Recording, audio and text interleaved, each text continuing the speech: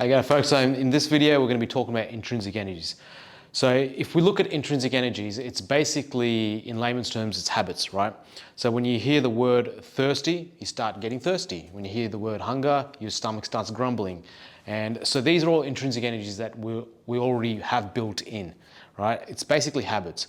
But if we know the mechanism on how to create it, from the mental, astral, and physical, then you basically design habits that you want that where you're building a reservoir of energy which has information where you hit the trigger and it happens, right?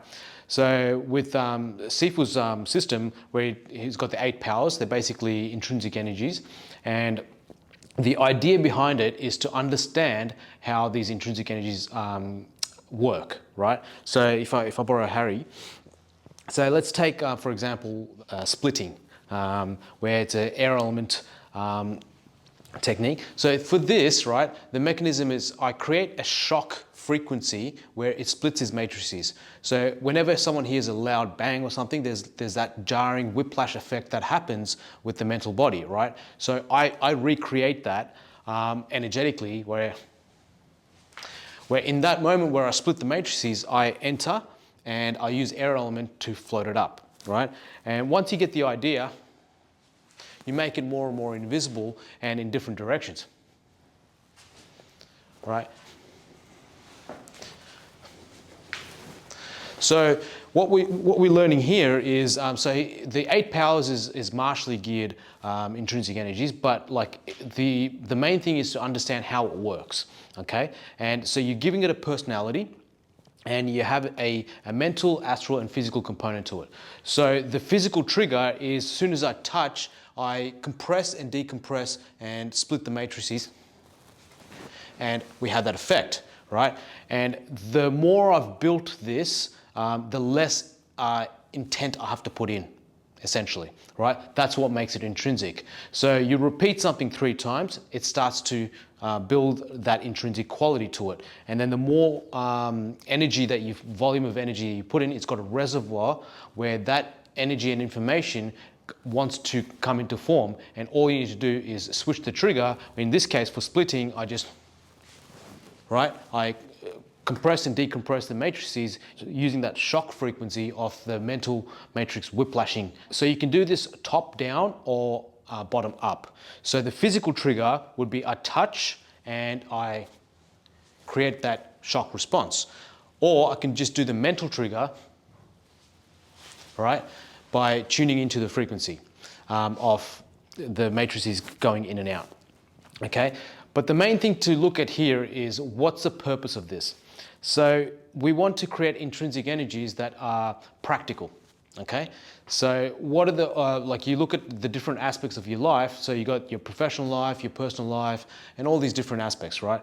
So if you create intrinsic energies and you basically design these habits or rituals, triggers, you don't have to be as mindful because you've built it.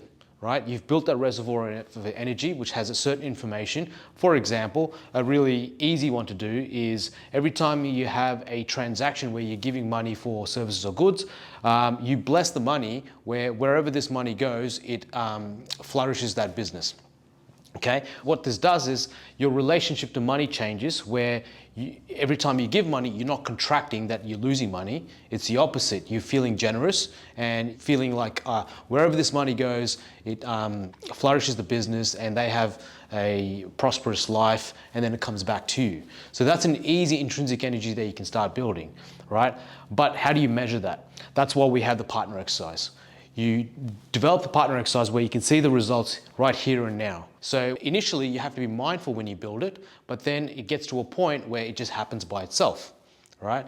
And a good example is addictions. You look at addictions, any sort of trigger, bang, the addiction has its consciousness and it wants to come to form for you to act on that addiction, right? It's the same concept, except we're reverse engineering everything.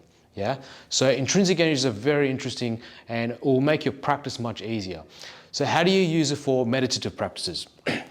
So one of the key components to have a high quality meditation is to get out of the way. Get your personality and ego out of the way. So that's an intrinsic energy you can build, right? So at the beginning, you have to be very concentrated and mindful, but then you do it enough times, that part of you steps out and you're just mindful and you get into that stillness a lot quicker and easier, right? Which enables you to get higher states of consciousness much quicker. But if you have to go through the whole process every time of like releasing attachments and aversions and all that aspect of your personality and your ego, then it becomes less efficient. So intrinsic energy is, essentially is making all these different aspects of your life more efficient. Okay, I hope that helps. I'll see you in the next video. Thanks for watching.